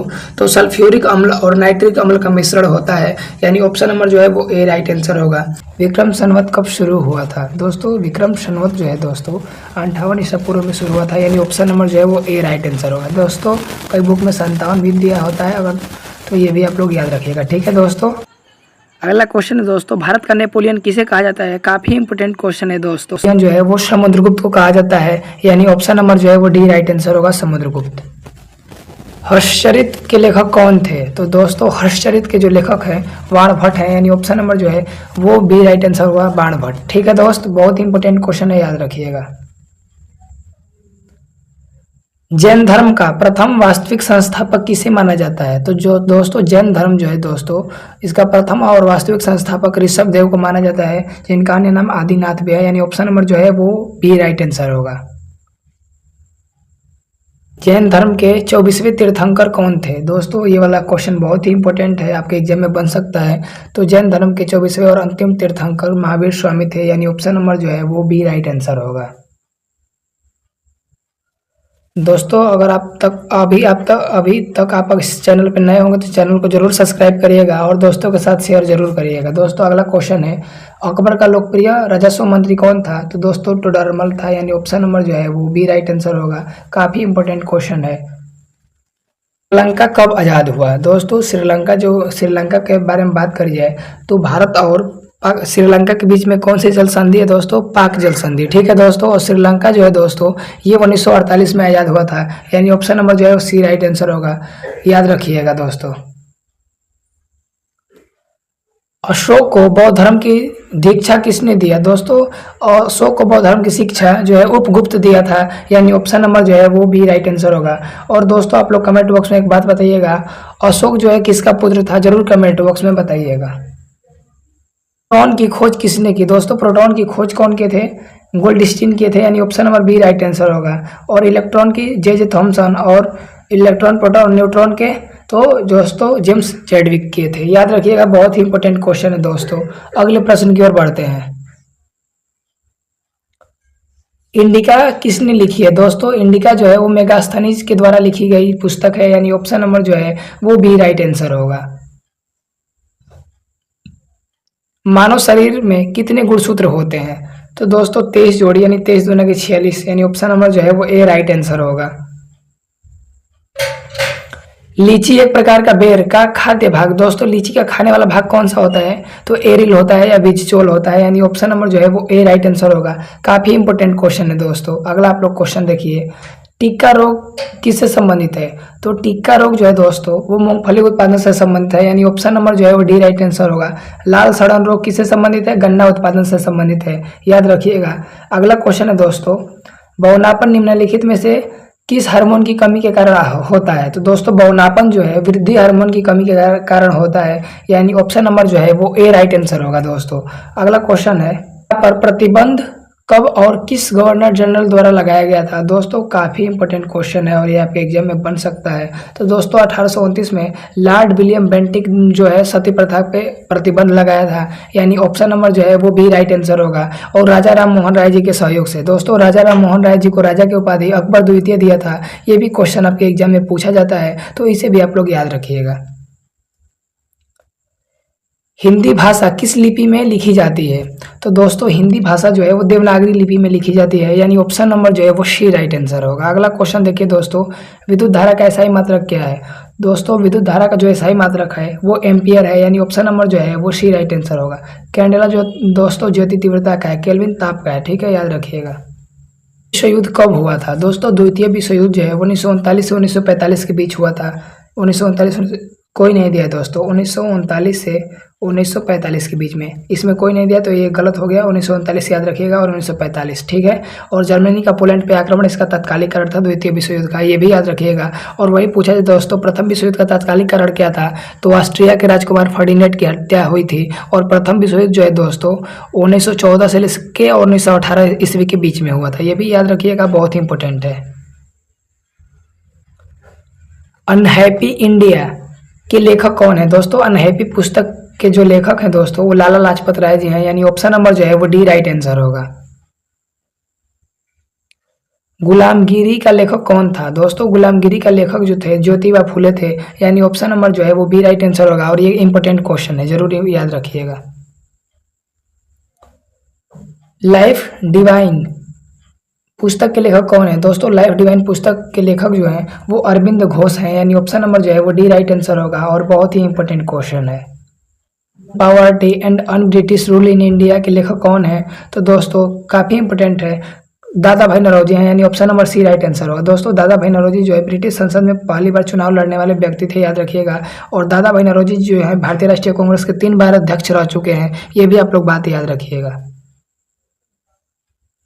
प्रसिद्ध पुस्तक आनंद मठ के लेखक कौन है? दोस्तों प्रसिद्ध पुस्तक आनंद मठ जो है वो बंकिम चंद्र चटर्जी लिखे हैं, यानी ऑप्शन नंबर जो है वो बी राइट आंसर होगा, बंकिम चंद्र चटर्जी। और दोस्तों आनंद मठ से क्या लिया गया है? वंदे मातरम कहाँ से लिया गया है? दोस्तों आनंद मठ से लिया गया है, इंपॉर्टेंट क्वेश्चन है, जरूर याद रखिएगा। और रविंद्र टैगोर जी को जो है 1913 में प्रथम बार इनको नोबेल पुरस्कार मिला था, ठीक है दोस्तों, याद रखिएगा। सरोजिनी नायडू को भारतीय कोकिल के नाम से जाना जाता है। और अरविंद घोष के बारे में दोस्तों कौन सी पुस्तक के लेखक है? आप लोग जस्ट ऊपर बताएं, आप लोग बताइए। किसकी पुस्तक है? सत्यार्थ प्रकाश किसकी पुस्तक है दोस्तों? तो स्वामी दयानंद सरस्वती के है, यानी ऑप्शन नंबर जो है वो ए राइट आंसर होगा। दोस्तों इनके बचपन का नाम क्या था स्वामी दयानंद सरस्वती के? तो दोस्तों मूल शंकर का था, क्या था दोस्तों? मूल शंकर। और वहीं पूछा जाए दोस्तों स्वामी विवेकानंद के बचपन का नाम क्या था दोस्तों? नरेंद्र नाथ दत्त था, ये भी याद रखिएगा। इस तरह इस प्रश्न का ऑप्शन नंबर जो है वो ए राइट आंसर होगा। दोस्तों राजा राम मोहन राय को राजा की उपाधि अकबर द्वितीय दिया है, याद रखिएगा। स्वामी विवेकानंद जो है 1893 में अमेरिका के शिकागो शहर में भाग लिए थे धर्म सम्मेलन में, ठीक है, ये भी याद रखिएगा। गीता रहस्य किसकी रचना है? दोस्तों गीता रहस्य जो है वो बाल गंगाधर तिलक की रचना है, यानी ऑप्शन नंबर जो है वो ए राइट आंसर होगा। बाल गंगाधर तिलक को भारतीय अशांति का जनक के रूप में भी जाना जाता है, मिस्टर चर्चिल बोलते हैं भारतीय अशांति का जनक, ये भी याद रखिएगा, इंपॉर्टेंट है, जरूर याद रखिएगा दोस्तों। किसकी कृति है या किसकी रचना है? दोस्तों कामायनी जो है वो जयशंकर प्रसाद जी की रचना है, यानी ऑप्शन नंबर जो है वो ए राइट आंसर होगा। जयशंकर प्रसाद जी की रचना कामायनी है। नील दर्पण के लेखक कौन थे? दोस्तों नील दर्पण के जो लेखक थे दीनबंधु मित्र थे, यानी ऑप्शन नंबर जो है वो बी राइट आंसर होगा। और ये वाला इंपॉर्टेंट क्वेश्चन है। अगला क्वेश्चन, जालियांवाला बाग हत्याकांड कब हुआ था दोस्तों? तो 13 अप्रैल 1919 को जालियांवाला बाग हत्याकांड हुआ था पंजाब के अमृतसर में दोस्तों। जनरल डायर गोली चलाने का आदेश दिया था। और ये वाला जो है दोस्तों इंपॉर्टेंट क्वेश्चन है, याद रखिएगा। अगला क्वेश्चन है दोस्तों, पंचतंत्र के रचनाकार कौन है? पंचतंत्र जो है दोस्तों विशुर शर्मा इसके लेखक हैं, यानी ऑप्शन नंबर जो है वो बी राइट आंसर होगा। कालिदास अभिज्ञान शाकुंतलम के लेखक हैं, याद रखिएगा, बहुत ही इंपॉर्टेंट क्वेश्चन है। महात्मा गांधी को सर्वप्रथम राष्ट्रपिता किसने कहा?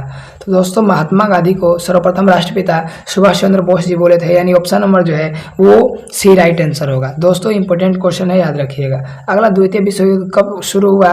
तो ये दोस्तों 1939 में शुरू हुआ था और 1945 तक चला था, याद रखिएगा।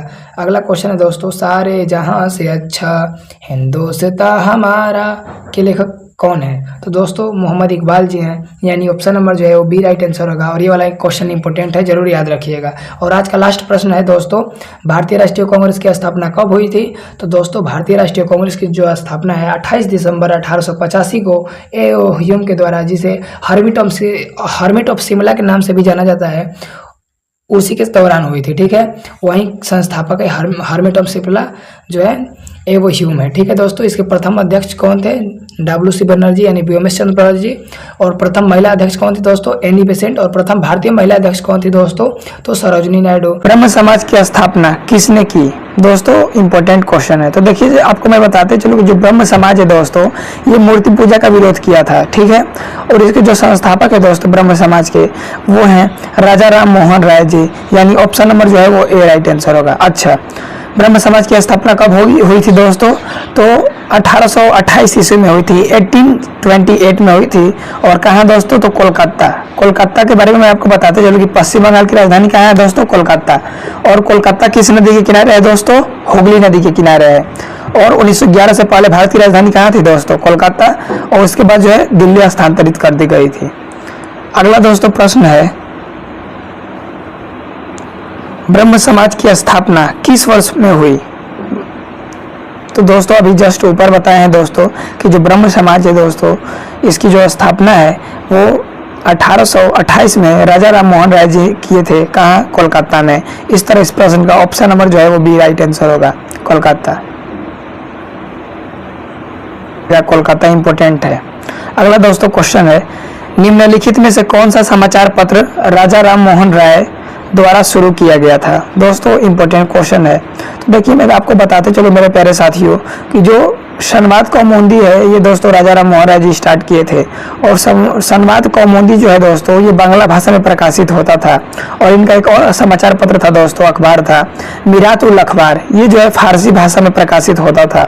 दोस्तों बहुत ही इंपॉर्टेंट है और इससे क्वेश्चन पूछे जाते हैं, तो आप लोग इसको देखते चलिए। तो मेरे प्यारे दोस्तों आप लोग यहाँ देख सकते हैं कि जो संवाद कौमुदी था दोस्तों ये जो है किस भाषा में दोस्तों? तो ये बांग्ला भाषा में प्रकाशित होता था। और वहीं मीरात उल अखबार जो था दोस्तों ये जो है फारसी भाषा में प्रकाशित होता था, याद रखिएगा। और दोनों के संस्थापक कौन है मेरे प्यारे दोस्तों? राजा राम मोहन राय जी हैं। अगला प्रश्न है दोस्तों, निम्नलिखित में से किसे भारतीय पुनर्जागरण के जनक के रूप में जाना जाता है? तो देखिए दोस्तों जो राजा राम मोहन राय जी हैं दोस्तों, इन्हें जो है भारतीय पुनर्जागरण का जनक के रूप में जाना जाता है, यानी option number B right answer होगा, विक्रम साराभाई। दोस्तों भारतीय अंतरिक्ष अनुसंधान संस्थान का पिता किसे कहा जाता है? विक्रम साराभाई को कहा जाता है। रविंद्रनाथ टैगोर। दोस्तों जालियांवाला बाग हत्याकांड के विरोध में अपनी नाइटहुड यानी सर की उपाधि किसने वापस लौटा दी थी दोस्तों? तो रविंद्रनाथ टैगोर जी दोस्तों। और इनको जो है रविंद्रनाथ टैगोर जी को गीतांजलि के लिए 1913 में दोस्तों नोबेल पुरस्कार मिला था। और विश्व के एकमात्र पहले भारतीय कौन थे जिन्हें नोबेल पुरस्कार मिला था? तो दोस्तों रविंद्रनाथ टैगोर जी थे। अगला देखिए लाला लाजपत राय जी। दोस्तों इनके बारे में बताते चलो, साइमन कमीशन गो बैक का नारा कौन दिए थे? लाला लाजपत राय जी। और साडर्स नाम के पुरुष जो है इनको जो है दोस्तों लाठी से पीटा था, जिसके कारण दोस्तों इनका मृत्यु हो गया था। अगले दोस्तों प्रश्न की ओर बढ़ते हैं। 1829 में सती प्रथा को प्रतिबंधित करवाने में किसका अहम योगदान था? तो देखिए मेरे प्यारे दोस्तों देखिए आप लोग जानते होंगे कि जो सती प्रथा का अंत है वो जो है लॉर्ड विलियम बेंटिक के कार्यकाल में दोस्तों समाप्त हुई थी, और ये जो है राजा राम मोहन राय जी का सहयोग था, यानी ऑप्शन नंबर जो है वो ए राइट आंसर होगा, राजा राम मोहन राय जी। अगला दोस्तों प्रश्न कब हुआ था? 1829 में। 1829 में भारत में सती प्रथा किसने समाप्त की थी? देखिए दोस्तों ये भी इम्पोर्टेंट क्वेश्चन है, तो जस्ट अभी मैं ऊपर ही बताया हूँ मेरे प्यारे दोस्तों कि जो राजा राम मोहन राय जी के जो है लॉर्ड विलियम बेंटिक जो है राजा राम मोहन राय जी के सहयोग से किया था, यानी option number C right answer होगा, लॉर्ड विलियम बेंटिक। अच्छा, पहला क्वेश्चन एक और पूछा जाता है कि दोस्तों भारत में सती प्रथा का प्रथम साक्ष्य कब प्राप्त हुआ? तो 1510 में। कब? सॉरी 510 ईस्वी में। 510 ईस्वी में। 510 ईस्वी में एरन के अभिलेख में। याद रखिएगा, बहुत ही महत्वपूर्ण है दोस्तों। और 1510 बोला हूँ दोस्तों, तो ये जो है पुर्तगालियों ने गोवा पे अधिकार किया था 1510 में। राम मोहन राय को राजा की उपाधि किसके द्वारा दी गई थी? दोस्तों ये भी बहुत ही महत्वपूर्ण प्रश्न है। तो राजा राम मोहन राय जी को राजा की उपाधि अकबर द्वितीय के द्वारा प्रदान करी गई थी दोस्तों, यानी ऑप्शन नंबर जो है वो बी राइट आंसर होगा, अकबर द्वितीय।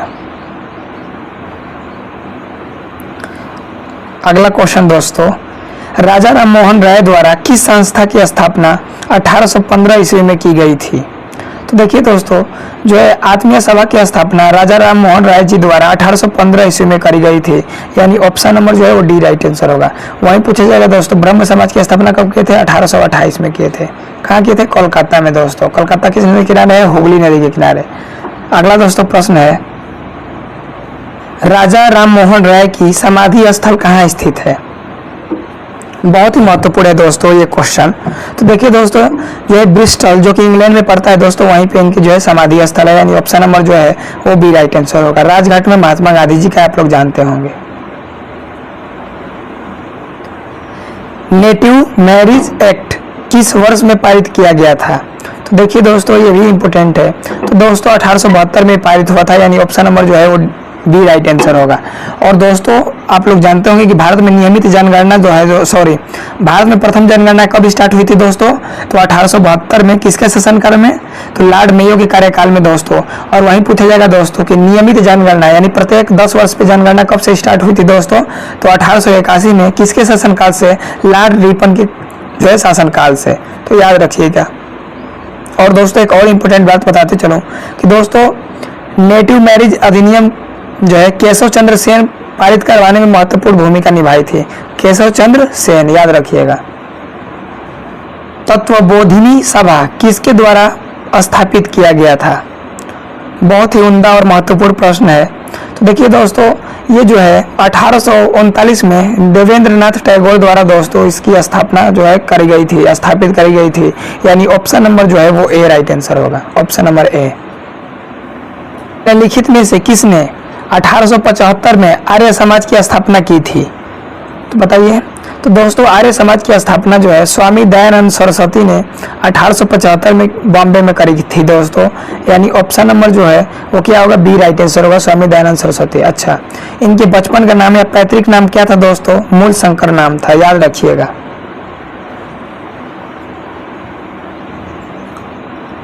स्वामी दयानंद सरस्वती का पैतृक नाम या बचपन का नाम क्या था? तो दोस्तों अभी जस्ट ऊपर ही बताया हूं कि दोस्तों मूल शंकर था, यानी option number B right answer होगा। वहीं आपसे क्वेश्चन पूछेगा कि दोस्तों जो स्वामी विवेकानंद जी के बचपन का नाम क्या था दोस्तों? तो क्या नाम था? नरेंद्र नाथ दत्त था, याद रखिएगा। अगला प्रश्न है, वेदों की ओर लौटो या वेदों की ओर चलो का नारा किसने दिया? तो दोस्तों ये भी बहुत ही महत्वपूर्ण प्रश्न है। तो दोस्तों स्वामी दयानंद सरस्वती जी दिए थे, यानी ऑप्शन नंबर जो है वो सी राइट आंसर होगा। इनका जन्म दोस्तों एग्जाम में पूछा जा सकता है। तो 1824 में हुआ था गुजरात के टंकारा नामक स्थान पे, ठीक है दोस्तों। और ये दोस्तों जो है सत्यार्थ प्रकाश पुस्तक के लेखक भी हैं। और जो है अगले प्रश्न की ओर बढ़ते हैं। और देखिए यहाँ पे थोड़ा ध्यान दीजिए, जो है भीमराव अम्बेडकर जी के बारे में आप सब लोग जानते होंगे कि इनका जो जन्म है 14 अप्रैल 1891 ईस्वी में महू के मध्य प्रदेश में हुआ था। महात्मा गांधी जी का जन्म कौन नहीं जानता है भाई? 2 अक्टूबर 1869 में गुजरात के पोरबंदर नामक स्थान पे हुआ था। और स्वामी दयानंद सरस्वती के बता ही दिए।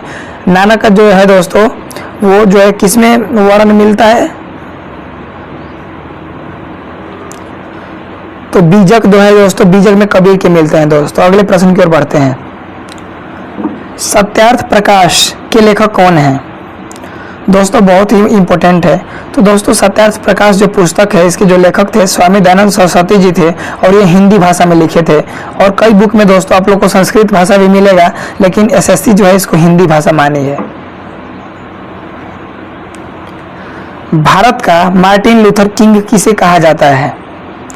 तो दोस्तों ये जो है स्वामी दयानंद सरस्वती जी को कहा जाता है, यानी option number C right answer होगा। शब्द का प्रयोग करने वाले प्रथम भारतीय कौन हैं? तो देखिए दोस्तों, इसमें ऑप्शन में जो है दोस्तों, इसमें इस ऑप्शन के अकॉर्डिंग जो है दादा भाई नौरोजी होगा, यानी option number C right answer होगा। दादा भाई नौरोजी ने 1906 में कांग्रेस के कोलकाता अधिवेशन में दोस्तों स्वराज्य को राष्ट्रीय मांग के रूप में प्रस्तुत किया था दोस्तों पहली बार। और मैं आपको बता दूं दोस्तों कि अगर पूछा जाएगा स्वराज शब्द का पहली बार प्रयोग किसने किया है, तो जो है कौन किए थे? तो दोस्तों स्वामी दयानंद सरस्वती जी किए थे सत्यार्थ प्रकाश पुस्तक में। और ये खुद दादा भाई नौरोजी जी इस बात से जो है सहमति हैं कि मैं नहीं, ये दादा भाई नौरोजी जी बोल रहे हैं कि मैं नहीं, ये जो है स्वामी दयानंद सरस्वती जी के शब्द हैं। निम्नलिखित में से किसने सर्वप्रथम स्वराज्य शब्द का प्रयोग अपने राजनीतिक अर्थ में किया और हिंदी को भारत की राष्ट्रीय भाषा के रूप में स्वीकार किया? तो देखिए दोस्तों, इसमें राइट आंसर होगा बाल गंगाधर तिलक, यानी ऑप्शन नंबर जो है वो डी राइट आंसर होगा। ठीक है। और देखिए मैं आपको बताते चलूं दोस्तों, दयानंद सरस्वती जी द्वारा जो है स्वराज शब्द का प्रयोग होम रूल लीग के साथ किया गया था दोस्तों।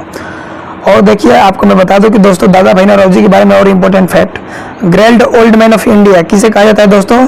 Grand old man of India तो दादा भाई नौरोजी जी को कहा जाता है। किसने कहा था कि तिलक भारतीय अशांति के जनक है? तो दोस्तों भारतीय अशांति का जनक किसे कहा जाता है?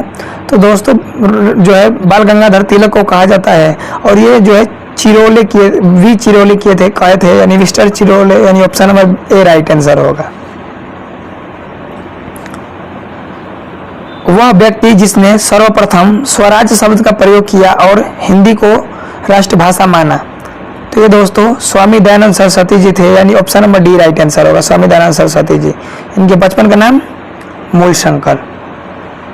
संस्थापक कौन थे? तो दोस्तों प्रार्थना समाज की जो स्थापना है 1867 में करी गई थी दोस्तों। और ये जो है दोस्तों इसकी स्थापना रामचंद्र पांडुरंग द्वारा करी गई थी, यानी ऑप्शन नंबर जो है वो सी राइट आंसर होगा। अगला दोस्तों प्रश्न है, प्रार्थना समाज की स्थापना में हुई थी, कहाँ हुई थी दोस्तों? तो दोस्तों ये हुई थी महाराष्ट्र में, यानी ऑप्शन नंबर जो है वो डी राइट आंसर होगा, महाराष्ट्र। अगला क्वेश्चन है दोस्तों, महाराष्ट्र का सुकरात किसे कहा गया है?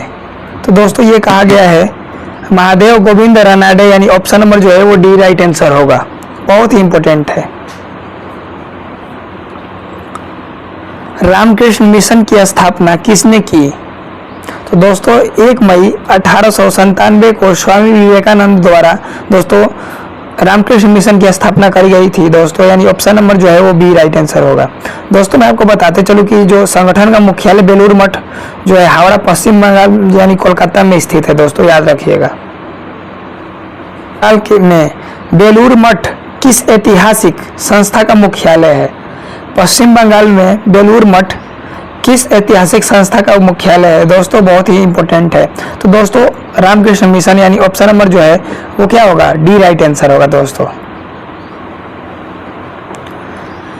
विवेकानंद ने किस वर्ष विश्व धर्म की संसद में भाग लिया था? तो दोस्तों आपको मैं बताते चलूं कि जो स्वामी विवेकानंद जी हैं दोस्तों 1893 में विश्व धर्म सम्मेलन में भाग लिए थे दोस्तों, शिकागो अमेरिका में, यानी ऑप्शन नंबर जो है वो ए राइट आंसर होगा, 1893 ईस्वी। स्वामी विवेकानंद ने 1893 में विश्व धर्म सम्मेलन में भाग कहाँ लिया? तो दोस्तों अमेरिका, शिकागो, अमेरिका के एक शहर है दोस्तों शिकागो, वहीं पर।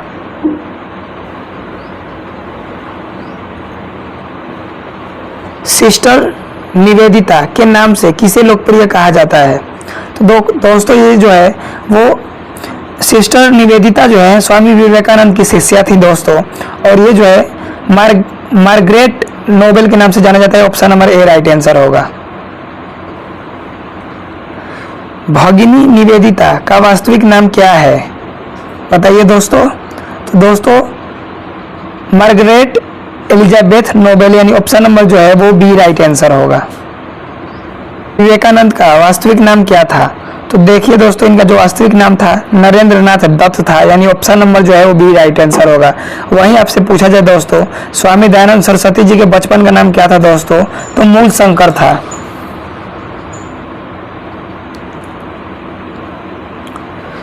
थियोसॉफिकल सोसाइटी की स्थापना किसने की, देखिए दोस्तों अगर भारत में पूछा जाए थियोसॉफिकल सोसाइटी की शुरुआत किसने करी थी, तो एनी बेसेंट करी थी दोस्तों। वहीं दोस्तों विश्व में पूछा जा रहा है दोस्तों पश्चिमी देशों के साथ, तो देखिए दोस्तों मैडम जो है वो HP ब्लावत्स्की और कर्नल MS अल्काट जो है ये दोस्तों किए थे, यानी ऑप्शन नंबर जो है वो डी राइट आंसर होगा। मैडम ब्लावत्स्की और कर्नल अल्काट।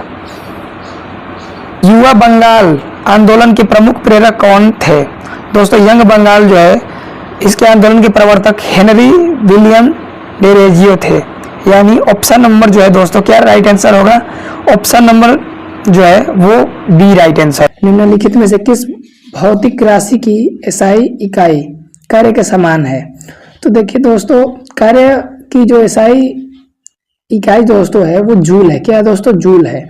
और वहीं 1 जूल बराबर पूछा जाए दोस्तों तो 10 का पावर 7 अर्ग होता है, ये भी याद रखिएगा 7 अर्ग। और ऊर्जा की जो SI है वो दोस्तों जूल है और इसका प्रतीक जो है J है दोस्तों। और शक्ति का जो SI मात्रक है वाट है।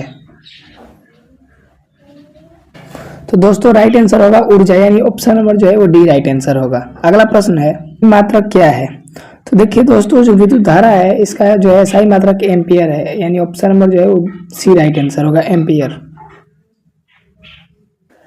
विभवांतर का SI मात्रक क्या है दोस्तों, देखिए मैं फिर एक बार बोलूंगा कि दोस्तों लाइक जरूर करिए, सब्सक्राइब जरूर करिए और शेयर जरूर करिए। तो दोस्तों देखिए जो विभवांतर का SI मात्रक होता है दोस्तों, देखिए विद्युत आवेश की इकाई जो है वो कूलम्ब है और विद्युत प्रतिरोध का साथ SI मात्रक क्या है दोस्तों, ओम है, यानी दोस्तों। और यही विभवांतर का SI में पूछा जाए दोस्तों तो वोल्ट है, यानी ऑप्शन नंबर जो है वो सी राइट आंसर होगा। विद्युत विभव का SI मात्रक क्या है, तो देखिए दोस्तों विद्युत विभव का जो SI मात्रक है वो वोल्ट है, वोल्ट, यानी option number D right answer होगा। कार्य का SI मात्रक जूल है, प्रतिरोध का SI मात्रक ओम है और एम्पियर अभी जस्ट ऊपर ही बताया हूँ। धारिता की इकाई क्या है दोस्तों, इसका जो राइट आंसर होगा फैराड होगा या फैराड, यानी ऑप्शन नंबर जो है वो सी राइट आंसर होगा। परिपथ प्रेरकत्व का SI मात्रक क्या है, प्रेरकत्व का SI मात्रक क्या है इसमें, देखिए जो हेनरी है वो है, यानी option number D right answer होगा। देखिए दोस्तों जो ओम है दोस्तों ये प्रतिरोध का SI मात्रक है। देखिए विद्युत धारा का SI मात्रक क्या होता है दोस्तों, एम्पियर। विभवांतर का क्या होता है दोस्तों, वोल्ट होता है। और जो है धारिता का क्या होता है, फैराडे या फैराड होता है। वहीं प्रेरकत्व का हेनरी होता है। सही कथन की पहचान कीजिए, देखिए दोस्तों बहुत ही महत्वपूर्ण है। तो देखिए दोस्तों पहला दिया है जूल शक्ति का SI मात्रक है, बिल्कुल गलत है दोस्तों। जो शक्ति का SI मात्रक तो वाट होता है, तो ये वाला होगा नहीं। बी में दिया है न्यूटन शक्ति का मात्रक है, बिल्कुल गलत है दोस्तों। शक्ति का SI मात्रक वाट होता है, ये भी नहीं होगा। सी में दिया है न्यूटन बल का मात्रक है, बिल्कुल सही है दोस्तों। न्यूटन जो है वो बल का मात्रक है, न्यूटन का मात्रक जो है न्यूटन बल का मात्रक है, ठीक है। और अगला दिया है डी जूल बल का मात्रक, बिल्कुल गलत है दोस्तों, यानी option number C right answer होगा, ठीक है। शक्ति का पूछा जाए दोस्तों मात्रक तो वाट है, कार्य का पूछा जाए तो जूल है, और बल का पूछा जाए तो न्यूटन है, ठीक है। और दाब का पूछा जाए तो पास्कल है। किसी सही कथन का पहचान करना है दोस्तों आप लोग को। तो देखिए दोस्तों सही कथन इसमें से बताना है आप लोग को। जूल शक्ति का SI मात्रक है, बिल्कुल गलत है। न्यूटन शक्ति का SI मात्रक है, बिल्कुल गलत है। न्यूटन बल का SI मात्रक है दोस्तों, ये शायद सेम क्वेश्चन रिपीट हो गया है, यानी option number C right answer होगा, ठीक है। और देखिए बल कैसा राशि है दोस्तों, सदिश राशि है, याद रखिएगा। सेंटीमीटर ग्राम सेकेंड प्रणाली में चुंबकीय तीव्रता का मात्रक है, क्या है दोस्तों। तो देखिए दोस्तों जो सेंटीमीटर ग्राम सेकेंड प्रणाली में चुंबकीय तीव्रता का जो मात्रक होता है दोस्तों वो स्ट्रेट होता है, यानी ऑप्शन नंबर जो है वो बी राइट आंसर होगा। अब वही पूछा जाए दोस्तों आपसे, चुंबकीय क्षेत्र की तीव्रता का SI मात्रक क्या होता है दोस्तों? टेस्ला या वेबर मीटर होता है, ठीक है, याद रखिएगा। निम्नलिखित में से कौन सा विकल्प टेस्ला नामक SI व्युत्पन्न इकाई में मापा जाता है?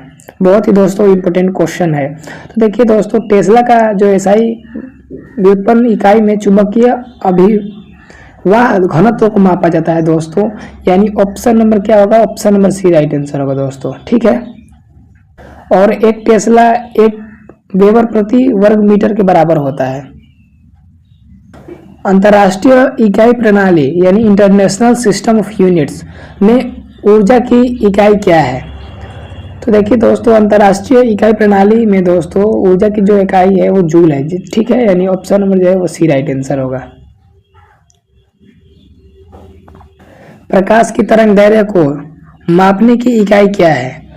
तो देखिए दोस्तों, जो है वो एंगस्ट्रॉम है, यानी ऑप्शन नंबर जो है वो डी राइट आंसर होगा। और देखिए, एक एंगस्ट्रॉम बराबर जो है दोस्तों 10 का पावर माइनस 10 मीटर होता है, ठीक है, मीटर 10 का पावर माइनस 10 मीटर। और यह अगर नैनोमीटर में पूछा जाएगा दोस्तों तो 0.1 नैनोमीटर। याद रखिएगा दोस्तों, बहुत महत्वपूर्ण प्रश्न मैं बता रहा हूँ उत्तर, ठीक है। और जैसे आपसे पूछा जा सकता है किस रंग का तरंग दैर्घ्य सबसे अधिक होता है? लाल रंग का। किस रंग का तरंग दैर्घ्य सबसे कम होता है दोस्तों? बैगनी रंग का। आवृत्ति का SI मात्रक क्या है? तो जो दोस्तों माप तौल के विभिन्न मात्रक जो है इस प्रकार आप देख सकते हैं। देखिए, जो आवृत्ति होता है दोस्तों ये हर्ट्ज में मापा जाता है, यानी ऑप्शन नंबर जो है वो बी राइट आंसर होगा। सामान्य मनुष्य जो है 20 हर्ट्ज से लेकर 20,000 हर्ट्ज तक के बीच की ध्वनि को क्या करता है? सुन सकता है, ठीक है। और देखिए मैं आपको बताते चलूँ कि प्रतिरोध का SI मात्रक क्या है दोस्तों? विद्युत प्रतिरोध का ओम है। हर्ट्ज हो गया आवृत्ति का। वोल्ट जो है दोस्तों विभवांतर का SI मात्रक वोल्ट होता है। जूल जो है कार्य तथा ऊर्जा का SI मात्रक जो है जूल होता है। निम्नलिखित में से किसे गॉस नामक इकाई में मापा जाता है? तो चुंबकीय प्रेरण, यानी ऑप्शन नंबर जो है सी राइट आंसर होगा। और उसकी इकाई का कौन सा युग्म सुमेलित नहीं है? तो देखिए दोस्तों, इसमें आपसे पूछ रहा है। तो देखिए, दाब जो है पास्कल का होता है, बिल्कुल सही। द्रव्यमान किलोग्राम का होता है, बिल्कुल सही है। किलोमीटर का जो दोस्तों ये नहीं, किलोग्राम का होता है, ठीक है। मीटर होता है किलोमीटर का। और जो है तापमान केल्विन, और वजन का जो है दोस्तों यही गलत है, यानी option number D right answer होगा दोस्तों, ठीक है। ये वाला बिल्कुल सही नहीं है, ठीक है। देखिए, वजन का जो होता है दोस्तों या भार का न्यूटन होता है, ठीक है। क्या होता है? न्यूटन, ना कि घन मीटर होता है। इस तरह इस प्रश्न का option number D right answer होगा। देखिए, आपसे मैं और बता दूं, तापमान का इकाई क्या है दोस्तों? केल्विन है। दाब का क्या है? पास्कल है। भार या वजन का जो है न्यूटन है। द्रव्यमान का क्या है? किलोग्राम है। समय का सेकेंड है। विद्युत प्रवाह का एम्पियर है। लंबाई का मीटर है, ठीक है। निम्नलिखित में से कौन सा युग्म ऊर्जा की इकाई दर्शाता है? तो देखिए दोस्तों, कैलोरी और जूल जो है युग्म ऊर्जा की इकाई को दर्शाता है दोस्तों, यानी ऑप्शन नंबर जो है वो डी राइट आंसर होगा। 1820 में खोजी गई कौन सी आधार इकाई प्रति सेकंड 1 कूलम्ब विद्युत आवेश को दर्शाती है? तो देखिए दोस्तों, एम्पियर, यानी ऑप्शन नंबर जो है वो डी राइट आंसर होगा। 1820 में खोजी गई एम्पियर आधार इकाई प्रति सेकंड 1 कूलम्ब विद्युत आवेश को दर्शाती है। एंट्रॉपी की इकाई क्या है? तो देखिए दोस्तों, भौतिक मात्रा एंट्रॉपी की इकाई जूल प्रति केल्विन है, यानी ऑप्शन नंबर किस में दिया है? जूल प्रति केल्विन, या ऑप्शन नंबर डी में दिया है, ठीक है। ध्वनि की तीव्रता मापने की इकाई को पहचाने। देखिए, ध्वनि की जो तीव्रता है दोस्तों वो डेसिबल में मापी जाती है, यानी ऑप्शन नंबर जो है वो डी राइट आंसर होगा, ठीक है। ध्वनि की तीव्रता जो है वो या प्रबलता जो है दोस्तों डेसिबल में मापी जाती है। निम्नलिखित में से क्या दाब की इकाई है? तो देखिए दोस्तों, दाब जो है दोस्तों पास्कल से मापा जाता है। ऑप्शन नंबर जो है बी राइट आंसर होगा। देखिए, आपको मैं बताते चलूं दोस्तों कि जो दाब है वो पास्कल में मापा जाता है। ज्योति तीव्रता का जो है फ्लक्स होता है, ल्यूमेन होता है, और तरंग दैर्घ्य जो है स्ट्रॉन्ग से मापे जाते हैं। पदार्थ की मात्रा की मूल SI इकाई किसके द्वारा दर्शाई जाती है? तो पदार्थ की मात्रा का SI मात्रक जो है मोल, जिसका संकेत MOL होता है दोस्तों, इससे दर्शाई जाती है। Option number C right answer होगा। पारसेक के मापन की एक इकाई है। तो पारसेक जो है दोस्तों खगोलीय दूरी यानी लंबाई मापने की सबसे बड़ी इकाई है। Option number D right answer होगा। देखिए, एक प्रकाश वर्ष बराबर 9.46 × 10 का पावर 15 मीटर होता है, ठीक है। और वहीं पूछा जाएगा दोस्तों एक पारसेक बराबर कितना होता है। एक पारसेक बराबर 3.08 गुणे 10 का पावर 16 मीटर। और वहीं प्रकाश वर्ष में पूछा जाए दोस्तों 3.262 प्रकाश वर्ष होता है, ठीक है, लाइट ईयर। तो दोस्तों ये थे आज की वीडियो कैसा लगा जरूर कमेंट बॉक्स में बताइए। बहुत बहुत धन्यवाद।